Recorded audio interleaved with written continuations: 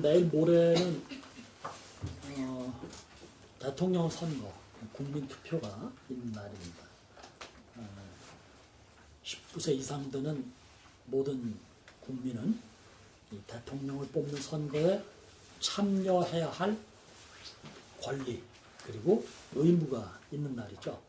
소중한 국민 주권을 합리적으로 행사해서 우리나라가 어려운 것들을 극복하고 더 비전이 있는 새 나라로 만들어지는 데 우리 나무십자가 교인들도 꼭 참여해 주시기 바랍니다.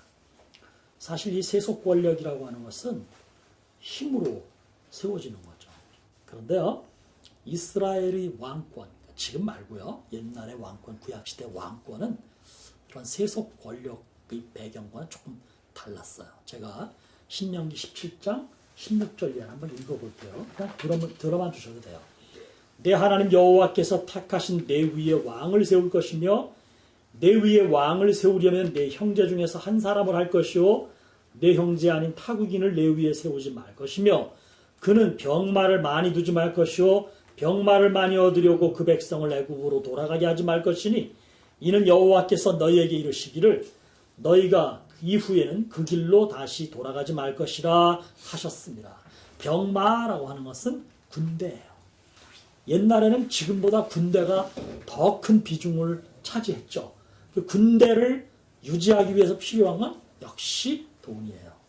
지금 광야에 나와 있는 이스라엘 백성들에게 하나님이 모세를 통해서 이 광야에서 너희가 많은 적들과 싸움이 이제 있을 터인데 그 싸움을 준비하기 위해서 군대를 키워야 된다. 그런데 군대를 키우기 위해서 장수가 모자란다고 혹은 돈이 없다고 옛날로 돌아가지 말아라. 왜? 내가 너희와 함께하리라. 이게 이제 하나님의 약속이었어요. 이스라엘의 왕권, 그 권력은 철저히 하나님께서 세우시고 하나님이 유지시켜 주신다라는 신앙 고백. 그것을 이제 이렇게 얘기하고 있어요. 여러분, 지도자는 뭐예요? 지도자의 자격은 철저히 국가를 위한 희생, 국민을 위한 헌신. 이게 지도자의 자격이라는 거죠. 그런 측면에서 내일 모레 우린 정말 좋은 지도자를 각자가 생각하는 훌륭한 자격 조건을 그나마 갖추고 있는 좋은 지도자를 뽑아야 될 의무, 권리가 여러분과 제게 있습니다. 저는 이번 대통령 선거 유세 과정에서 대통령 후보로 등록한 사람들이 내세우는 정치 공약 가운데 저를 비롯해서 우리 모두의 귀에 자꾸만 들려오는 몇 개의 단어가 있어요. 그 중에서 가장 핫한 것을 저보고 꼽으라고 한다면 저는 제4차 산업혁명이라는 단어를 꼽고 싶어요. 거나 4차 산업혁명이 뭔지 아는 만큼만 얘기해봐. 1차 산업이랑 3차 산업 합쳐진 거예요. 1차 산업과 3차 산업이 합쳐진 거. 1차 산업은 뭐니? 그냥 자연에서 3차 산업은? 서비스. 그게 합쳐졌다. 네. 예. 우리 건이가 대답한 것이 4차 산업혁명에 상당히 중심적인 골자를 품고 있어요. 어떤 이들은 이걸 어떻게 또 해석하는가 하면 생물학과 물리학, 전자 이것이 결합되는, 융합되는 산업혁명이 바로 그 4차 산업혁명이다 라고도 이야기하죠. 그래서 먹거리 문제와 서비스업을 중심으로 하는 인간의 편리함을 하나로 뭉쳐버려서 이전까지 이렇게 다로 각각이었는데 하나로 뭉쳐버린 거라고 이야기도 하죠. 1차 산업혁명 아시는 대로 제임스 와트가 1775년에 증기기관을 발명하잖아요. 그래서 이게 그 전까지는 간의 수공업을 했는데 증기기관의 폭발적 힘을 통해서 기계공업이 드디어 발전하게 된 거죠. 2차 산업혁명이라는 거는 1차 세계대전 즈음까지 인류가 계속해서 19세기 말부터 뭐에 관심을 기울이냐면 단순한 기계공업, 소규모의 기계공업이 아니라 대규모의 기계공업, 중화학 공업에 관심을 기울이는 거예요. 그게 확 발전한 게 전쟁인 거죠. 전쟁 1차 세계대전이 빵 터지니까 잠재해 있던 이 기계공업의 힘이 전쟁을 통해서 폭발하고 그리고는 계속해서 이제 이게 발전하는 거죠. 여러분 3차 산업혁명은요 최근에 일어난 일이에요. 1960년대에 컴퓨터라는 게 이제 우리가 이제 컴퓨터라는 글자를 알게 됐어요. 사실은 80년대 들어서야 여러분이나 저나 컴퓨터를 생활에 이용하기 시작을 했어요. 이 3차 산업이라는 것은 소위 정보화 산업이죠. 2차가 산업사회라면 3차는 정보화 사회를 만들어가면서 모든 인간이 아주 컴퓨터, 정보사회 속에서 모든 정보가 서로 막 오고 가며 정보가 곧 힘인 세상, 그것이 이제 3차 산업혁명을 통해서 우리에게 왔어요. 그런데 이제 급기야 4차 산업혁명이 이루어지는데 생명체와 비생물체인 산업, 그 기계 혹은 사물 혹은 그런 물건 이런 것들이 결합을 하면서 우리가 이제까지 상상하지 못했던 다양한 일들이 이제 일어나고 있는 거죠. 다보스 포럼이라는 거 들어보셨을 거예요. 세계 경제 포럼인데 요게 이제 크라우스 라인헤르츠라는 사람이 4차 산업혁명이라는 책을 썼어요. 책을 써서 그 책 제목을 4차 산업혁명이라는 제목을 달면서부터 이제 인류는 4차 산업혁명이라는 말을 자꾸 쓰기 시작해요. 급기야 우리나라도 이제 대통령 후보로 나선 이들이 4차 산업혁명 시대에 도래했는데 무엇을 먹을 것인가, 어떻게 먹을 것인가를 내가 책임지겠다. 뭐 이런 얘기들을 후보들이 자꾸 하고 있는 거죠. AI라고 들어보셨죠? 인공지능, 그다음에 로봇 공학, 아주 섬세한 단위로 잘라가는 나노 산업 같은 거. 우리가 지금 사용하고 있는 휴대폰도 이제 뭐라고 하지? 휴대폰은 몇 세대 LT? 5세대 LT? LT. 예, 5세대 LT로 간다. 굉장히, 그리고 이제 무인 운송. 자동차는 이제 무인 자동차가 벌써 열렸잖아요. 비행기도 무인 비행기를 지금. 비행기는 이미 로켓, 인공위성은 무인 인공위성 시대는 벌써 열렸습니다. 그런 것들이 이제 자꾸만 날아가는 거죠. 얼마 전에 어느 후보가 발음을 좀 뭐 그랬다고 해서 시비가 붙었던 소위 3D 프린터. 3D 프린터 묘하죠. 3D 프린터. 뭐든지 간에 복사가 가능하다.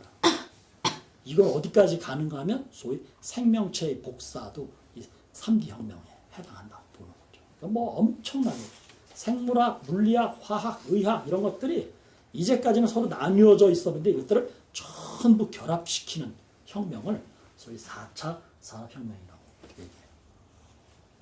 저는 최근에 이제 이 VR과 그 AR이죠. 증강현실 혹은 가상현실, 이것에 대해서 저는 이런 거에 별로 관심이 없었어요. 영화를 보더라도 이런 류의 영화, SF 영화에는 저는 전혀 관심이 없었는데요. 얼마 전부터 제가 이런 걸 조금씩 무식하면 안 되겠다. 최소한 내가 남은 몰라도 가족들 앞에서는 무식하면 안 되겠다 싶어서 이런 영화도 조금씩 들여다보고 증강현실이 도대체 왜 그 휴대폰 들고 뭐 잡으러 다니는 사람들 있잖아요. 그 짓은 왜 하는가? 그다음에 가상현실 도대체 어떤 세계가 열리는 건가? 왜 이거 이렇게 된 거 쓰고 뭘 거기서 좋다고 웃고 저러나? 이런 거에 대한 관심을 조금씩 갖고 있어요. 그게 다 이제 소위 4차 산업혁명을 일으키는 거죠. 문제는 뭐냐 하면 3차 산업혁명이 완성된 지금 우리는 컴퓨터를 매개로 이루어지는 인터넷 세상, 어쩌면 그것도 상당 부분 가상세계를 포함하고 있을지 모르는데 그 세계까지 우리가 오느라고 아주 힘들었어요. 저 같은 사람은 너무나 무지하고 너무나 모르는 게 많아요. 그런데 하여튼 너무나 그 뭔가 이렇게 현대 사회를 살아가려니까 뭐 기계를 컴퓨터 기계를 가지고 뭘 이거 어떻게 해야 되는지 너무나 복잡하고 힘들어요. 근데 이건 아무것도 아니라는 거죠. 우리의 다음 세대, 뭐 건이나 뭐 예송이나 예준이나 가진이나 지민이나 중국 가 있는 유나, 우리 다음 세대들이 살아가는 소위 4차 산업혁명 이 시대에는 배워야 할 것, 알아야 할 것, 읽어야 할 것, 외워야 할 것, 다루어야 될 것 너무나 많다는 거예요. 옛날에 1차 산업혁명이 일어나기 전, 즉 농경문화 시대, 그때는 뭐 그런 지식이 별로 필요 없었어요. 농사만 지면 되는 거예요. 농사 짓는 기술만 있으면 돼요. 지금도 우리 사회들 시골에 농사 짓는 분들은요, 어떻게 하면 좋은 종자를 개량하고 품종을 만들고 그걸 어떻게 다수확을 할 것인가, 이거에 대한 깊은 관심이 있어요. 그런데요, 사실은 옛날에는 그게 그냥 습관적으로 전수되어 왔던 방식으로 농사를 지으면 됐는데 지금은 안 거예요. 지금 젊은 농사꾼들은요 그렇잖아요. 거기도 이미 4차 산업혁명이 시작되고 있는 거예요.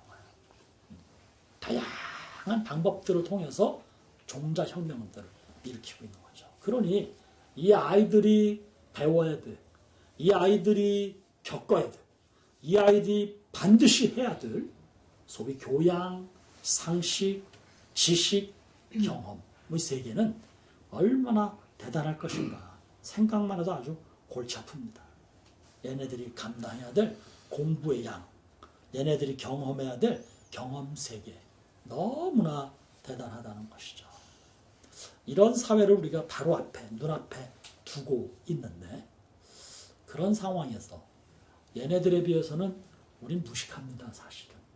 건이 엄마, 건이가 알고 있는, 혹은 건이가 다루고 있는 무슨 컴퓨터라든가 게임이라든가 이런 거에서 건이 엄마 얼마나 알고 계세요? 게임이 너무 빠져 있으니까 그 못하게 하려고 말리는 거, 그죠? 우리는 그거는 할 줄 알지만 그 속에서 도대체 어떤 세계가 이루어지고 있는가, 그걸 통해서 저 아이의 정신세계, 저 아이의 심중에는, 저 아이의 삶에는 어떤 영향을 끼칠 것인가에 대해서 우리는 다 몰라요. 저도 몰라요.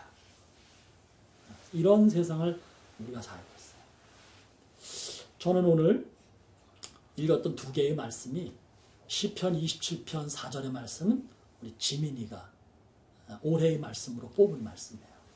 그리고 요한복음 13장 14절 말씀은 예준이가 뽑은 말씀이에요. 마치 오늘이 어린이 주일이어서 사실상 학령으로 볼 때 진짜 어린이인 우리 예준이와 지민이가 뽑은 말씀을 오늘 어린이 주일에 제가 한번 꺼내서 읽어봤어요. 그러면서 묵상하며 저 같은 기성세대, 이 어른 세대는 소위 3차 산업혁명이 이루어지는 이 시점까지 살아가면서 허덕허덕 왔는데, 이 아이들은 이미 시작된 4차 혁명, 어쩌면 이 아이들의 생애에 5차 산업혁명이 이루어질 수도 있고 6차 산업혁명이 이루어질 수도 있겠죠. 제가 어렸을 때 만화로 보던 미래세계, 그게 이미 도래해버린 거예요. 얘네들은 아마 저는 5차 산업혁명이나 6차 산업혁명으로 가게 된다면 인간은 시간과 공간을 지배해가는, 소위 과거로 돌아간다든가 미래를 미리 경험한다든가 타임머신의 세계도 충분히 오지 않을까 하는 예측을 조심스레 해봐요. 세상은 이렇게 산업혁명으로 인해서 자꾸만 바뀌고 있어요. 세상은 이렇게, 세상 사람들은 이렇게 끊임없는 과학기술 변화에 따라서 인간의 철학도 바뀌고 삶의 유형도 끊임없이 바뀌고 있어요. 그런데요, 바뀌지 않는 게 하나 있어요. 그걸 뭐라고 얘기하냐면 진리라고 얘기를 해요. 다른 게 다 변형되거나 바뀌어도 변형되지 않고 바뀌지 않는 이치가 있는데 그것을 진리라고 이야기를 하고, 수학에서는 이것을 명제라고, 철학에서는 이것을 인간이 반드시 지녀야 할, 혹은 인간이 반드시 알고 있어야 할 철학이라고, 또 태제라고 이야기를 해요. 그런데요, 사실은 그런 것들도 다 변할 수 있어요. 수학의 진리는요, 가설에서 시작해서 증명을 해서 진리로 확증이 된 거예요. 그러나 이 가설은 언제든지 또 바뀔 가능성이 있다는 거죠. 그런데 어떤 외부의 충격에도, 어떤 외부적인 상황에도 바뀔 수 없고 변할 수 없는 진짜 진리가 있는데, 우린 그것을 무엇이라고 고백하는가 하면 바로 하나님의 말씀이라고 고백해요. 너무나 속상하게도 현재의 세대가 이 진리인 하나님의 말씀을 부정하거나 그 말씀 속에 담겨있는 논리적인 허구를 집어내고 찾아내면서 성경이 허구야, 성경 안에 있는 내용들은 가짜가 많어, 이런 주장들이 끊임없이 인류 역사에 있어 왔고, 4차 산업혁명 시대인 지금은 오늘의 젊은이들에게는 이게 더 심각합니다. 그러니까 종교가 소위 탈종교 시대라고 하잖아요. 지금. 종교를 벗어난 시대를 살고 있는 거예요. 이게 그렇게 길지 않아요. 제가 대학을 다니던 한 30여 년 전쯤만 해도요, 대학 내에서 캠퍼스 안에서 지나가던 학생 4명이나 5명 중에 1명은 교회 다니는 사람이 많았어요. 크리스찬. 캠퍼스 안에 대학생들 가운데 20% 이상이 크리스찬이었어요. 근데 지금은요, 5명 중에 1명이 아니라 20명 중에 1명도 찾기가 힘들다고 그래요. 5%가 안 된다는 거죠. 거기다가 엄마 아버지가 교회를 다니고 너도 가 그래가지고 이렇게 억지로 오는 애들 가운데 교회 다니는 게 창피해서 난 크리스찬이 아니라고 얘기한 친구들도 다수가 있다는 거죠. 그러니 진리가 위협받고 있는 세상을 우리는 살고 있습니다. 이런 탈종교화의 시대에 이런 4차 산업혁명이 진행되는 정말 합리적 판단, 이성적인 사고만이 요구되는 이 시대에 저는 우리 나무십자가 교회의 제 다음 세대, 꼭 어린이만이 아니어도 제 딸아이도 있고 중학생인 건이나 예송이도 있는데 가진이도 있고, 근데 우리 이 친구들에게 정말 마음을 다하여 하나님의 말씀이 진리임을 또 한 번 고백하고 싶습니다. 그 가운데서 오늘 구약의 말씀에서 우리에게 주는 것은 너는 하나님만 바라보고 하나님만 예배하며 하나님 중심으로 살아가라, 이것을 말씀하는 거예요. 다윗이 고백한 이야기거든요. 이게 다윗의 시편이고요. 다윗이 자기가 가지고 있는 수많은 소원들 가운데 최고 우선순위, first, the first, 어느 것도 대체할 수 없는 진짜 최고의 우선순위 하나를 고른다면 그게 바로 이 말씀인 거예요. 여호와의 집에서 여호와를 바라보고 여호와를 사모하며 그의 아름다움만 내가 추구할 것이다. 이게 다윗의 고백이에요. 다윗은 누구예요? 그는 이스라엘의 수십 명의 역대 왕들 가운데 가장 위대한 왕, 성군이라 불렸던 사람이에요. 사실 그가 뭐 이렇게 굉장한 능력을 갖추고 있지 못했어요. 그가 가지고 있는 능력이 있다면 그것은 하나님만 바라보고 하나님만 의지하는 믿음 하나야. 그 사람은 전쟁을 치르기 전에도 기도해서 물어봤어요. 하나님, 치리까 말리까, 공격을 할까요? 뒤로 물러설까요? 아주 간단하거나 아주 별거 아닌 것까지 전부 하나님께 여쭤봤던 진짜 어린이와 같은 신앙을 가진 사람이었어요. 그는 서투르게 욕심내거나 자기 욕망을 채우려고 그렇게 막 살지 않았어요. 한두 번 그런 경험이 있었어요. 그랬다가 그 욕망 채워보겠다고, 그 욕심 이루어보겠다고 서툰 짓 한두 번 해봤다가 그게 얼마나 부질없는 짓인가를 뼈저리게 경험한 다윗. 그는 진짜 남은 세월을 하나님 중심으로 살았던 사람. 그래서 내 평생 여호와의 집을 짓고 거기에 여호와를 모시고 내가 그 집에서 여호와와 함께 사는 물리적 공간조차 그는 중요하게 여겨서 성전을 지었잖아요. 자기가 짓지 못하게 해서 아들이 지었지만 얼마나 간절히 바랐고 얼마나 대단한 준비를 했으면 그 성전을 솔로몬 성전이라고 부르기보다는 유대인들은 다윗 성전이라 부르곤 했죠. 철저히 하나님 중심의 삶을 살려 했던 거예요. 두 번째 말씀, 요한복음 13장 14절 말씀은 우리 예준이가 뽑은 올해의 말씀인데요. 이것도 굉장히 중요한 내용을 담고 있어요.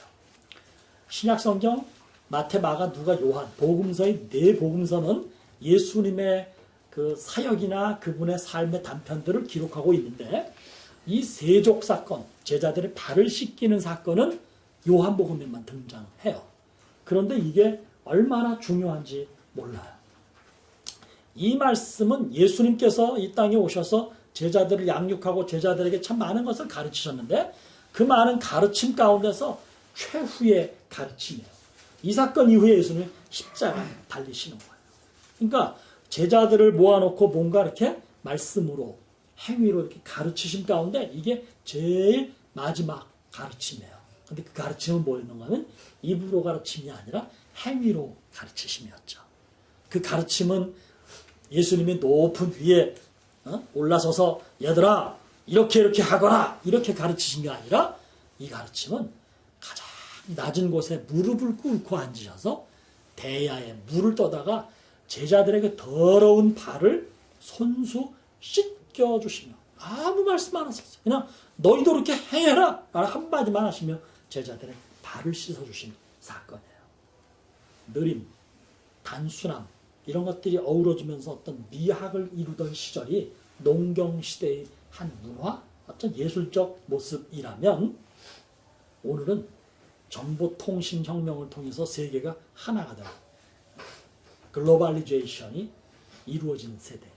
어쩌면 이 이후의 세대는 인간이 공간과 시간을 뛰어넘는 소위 공간 이동이 가능해질 수도 있는 5차, 6차 산업혁명 시대를 앞두고 있어요.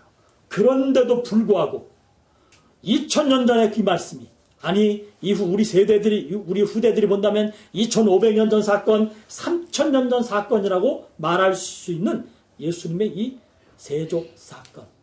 여러분 저는 이게 몸과 몸의 부대낌을 통해서 마음과 마음의 나눔을 통해서 사람과 사람 사이에 부드러운 어우러짐을 이어가게 하는 섬김의 실천.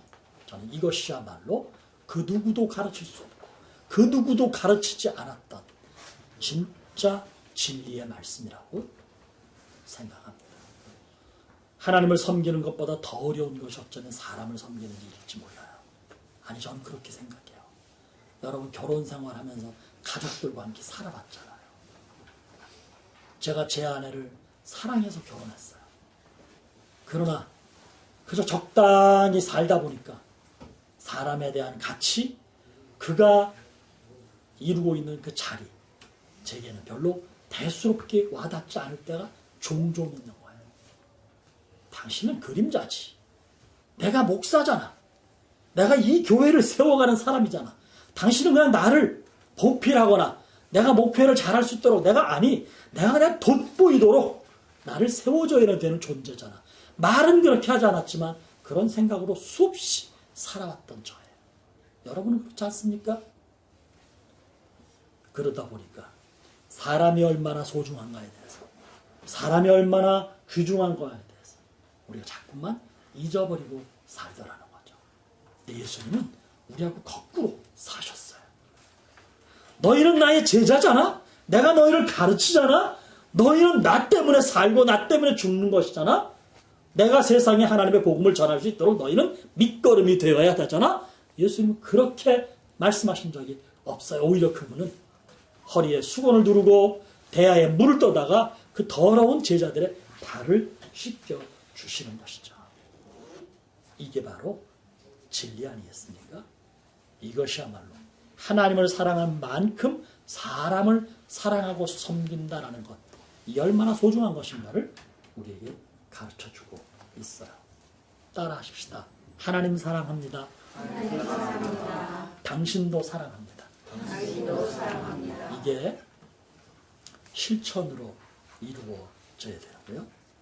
저는 이거 두 가지를 우리 사랑하는 남무 십자가 교회 가족들 모두 특별히 우리 다음 세대들에게 여러분의 버킷에 이 두 가지를 꽂아 넣으면 두 가지 버킷 리스트를 추가하기를 바랍니다.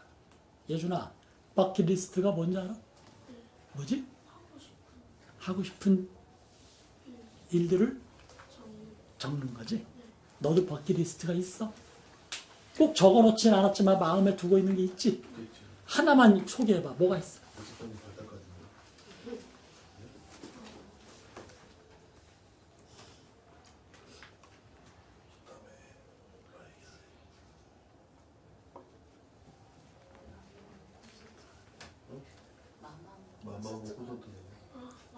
마마무 콘서트 가보는 거? 네, 그래.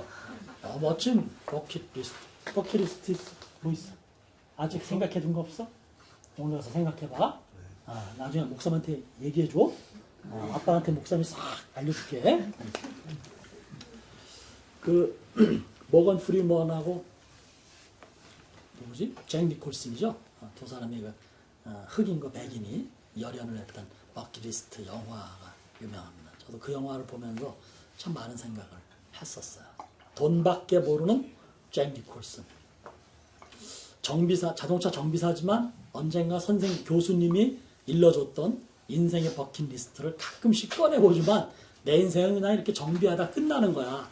그렇게 살아갔던 머건 프리먼. 두 사람이 병원에서 만나가지고 굉장한 갈등을 일으키다가 결국은 의기투합하죠. 그래서 병원을 탈출해가지고 온 세상을 다 돌아다닙니다. 부자니까 니콜슨은 그러니까 뭐 비행기 대절하고 전세 비행기 해가지고 뭐 타지마할도 가고 유럽도 가고 별짓을 다 해요. 뭐 날라다에 댕겨보고 별짓을 다 해요. 그러다가 이제 그렇게 물질적 버킷리스트가 대충 완료될 무렵에 이들은 이제 진짜 인간에 대한 버킷리스트를 이제 발견하는 거죠. 그게 이제 사랑이라는 것을 거기서 이제 그려주고 있어요. 굉장히 의미 있는 영화였다고 생각하는데 인생 뭐 있어? 폼나게 살다 가는 거야. 이게 이제 버킷리스트의 명제예요. 그런데 저는 다시 얘기해요. 인생 뭐 있어? 폼나게 사는 거야. 그런데 그 폼나게 산다는 것은 자기만을 위해서 폼나게 사는 것을 넘어서 누군가를 위해서 폼나게 살아요. 어느 분인가를 위해서 폼나게 사는 것. 저는 이 두 가지를 우리 후배들, 우리 후세들이 버킷리스트에 꼭 넣어주고 싶습니다. 어린이 주일인데요. 부모들은 자녀들이 믿음으로 살아가기를 원하고 있습니다. 4차 산업혁명기에 들어서 인류는 산업화, 정보화 융합을 통해서 삶의 질이 물질적으로 무한하게 풍요로워질 것을 기대하고 있어요. 그렇지만 인류 역사를 통해서 문명의 진보가 반드시 인류를 잘 살게 만들지는 않았다고 저는 생각해요. 물질적으로 풍요하지만 그 풍요의 그늘에서 신음하고 있는 사람들은 항상 존재해 왔어요. 봉건주의 시대에 억눌리던 하인들은 신부는 하인이라고 부르지 않지만 지금도 비정규직으로 지금도 알바 인생으로 억눌리는 세상이에요. 산업화로 정부화로 세상은 확 바뀌었지만 여전히 밑바닥의 계층들은 존재하는 거죠. 4차 산업혁명이 완수되면 그게 없어질까? 수많은 대통령 후보들이 비정규직이 철폐하고 알바 일당을 10,000원으로 올리겠다. 여러분 일당 10,000원이 되면 인생이 달라질까요? 저도요 일당 6,100원 받아봤습니다. 시급. 그때 제 소원이요. 이게 알바하는 우리 젊은 아이들 정말 10,000원은 돼야 되겠구나 생각했는데 지금 생각해보니까 몇 달 전이에요. 지금 생각해보니까 시급 10,000원을 받아도 여전히 그 인생은 그 인생이 되는 거죠. 5차 산업혁명, 6차 산업혁명이 완수된다 하더라도 세상은 그 클래스의 차이를 메울 길이 없습니다. 우리 후세들은 그렇게 살아가요. 어쩌면 더 클래시파이가 계속해서 이루어지고 그 속에서 고통받아야 될지도 모를 우리의 자녀들이에요. 그러면 물질적으로는 완성형의 풍요로움을 구가하지 못한다면 최소한 정신적, 영적, 마음의 평강만큼은 누려야 되지 않겠습니까? 이 아이들 교회 데리는 거 쉽지 않죠. 아침에 깨워야 돼. 예준아 바이올린 챙겨. 예송아 바이올린 챙겨. 예준아 뭐야 이거 첼로 활 잘 챙겼니? 다 물어봐야 돼. 일어나서 눈곱 하나 찔려면 힘들어. 얘네들은 어쩌면 그럴 줄 몰라. 무슨 짓이야. 이 황금 같은 휴일에 맨날 가서 이거나 해야 되고 그냥 집보따리 엄마 매주면 그뭐 어른들 먹을 것 마냥 나보고 맨날 들고 가라고 그러고 뭐 하는 짓이야. 그럴지 몰라요. 안 그러면 너무 고맙겠다. 회의감. 지금은 어리니까 엄마 아빠가 가자 그러면 가는 거지만 조금 더 컸을 때 고등학생이 되고 대학생이 됐을 때 됐어 이제 엄마 혼자 가 라고 폭탄 발언을 할지도 모르는 조마조마한 세대를 우리는 살고 있어요. 그런데 얘들아, 너네들이 건이야, 예송아, 가진아, 예준아, 지민아, 그리고 내 목소리를 듣지 못하고 있겠지만 유야, 종민이, 종세, 예나, 얘들아, 너희들이 정말 익히고 간직해야 될 진짜 철학, 진짜 가치, 진짜 진리가 있으니 그것은 하나는 우리를 창조하신 하나님 아버지를 예배하는 일이, 그분을 섬기는 일이, 그분을 위해서 내 몸과 삶을 헌신하는 일이. 두 번째는 그분이 나와 똑같이 지어주신 내 옆에 있는 사람, 그분이 아빠 엄마일 수도 있고 할머니 할아버지일 수도 있지만 어쩌면 그 사람은 나와 별반 상관없어 보이는 내 옆에 있는 사람일 수 있다는 건데, 하나님은 그들을 섬기라. 예수님을 통해서 우리에게 가르쳐 주셨단다. 하나님께서 주신 가족, 그리고 가까운 이웃을 존중하는 삶을 통해 너희가 이 땅에서 나를 예배하고 사람을 섬기며 사랑할 수 있는 교회를 세워라. 이것이 하나님이 우리에게 주신 진짜 진리의 가르침이란다. 너희들 가슴 깊이 하나님을 예배하는 일과 사람을 섬기는 자세를 품고 세상이 아무리 혁명적으로 변한다 해도 절대 바뀔 수 없는 가치가 있으니 바로 하나님을 예배하는 일과 사람을 존중하는 일, 이것이니 너희들도 세상이 아무리 변해도 너희의 중심은 변함없이 하나님을 예배하고 사람을 존중하는 그런 복된 그리스도인으로 살아가기를 목사님을 비롯해서 여기 있는 우리 아빠, 엄마들 모두가 너에게 바라는 유일한 바람이란다. 하나님 섬기고 사람 사랑하는 일, 이 두 가지를 우리 친구들의 버킷리스트에 엄마 아빠들과 함께 집어넣겠으니 평생 잊지 말고 이 버킷리스트를 꺼내보며 행하는 나무 십자가의 다음 세대들이 되기를 주님의 이름으로 축복합니다. 아멘. 하나님 감사합니다. 하나님만 예배하고 하나님만 의지하며 하나님만 바라보았던 다윗은 복된 인생을 살아갔습니다. 주님으로부터 친히 발씻김을 받았던 제자들은 그 자부심으로 평생 세상 곳곳을 다니며 예수 그리스도의 십자가와 그 부활의 은혜를 증거했습니다. 바라기는 우리 나무 십자가 가족들 모두가 하나님을 예배하는 일, 그리고 사람을 사랑하는 일에 최선을 다하게 하옵소서.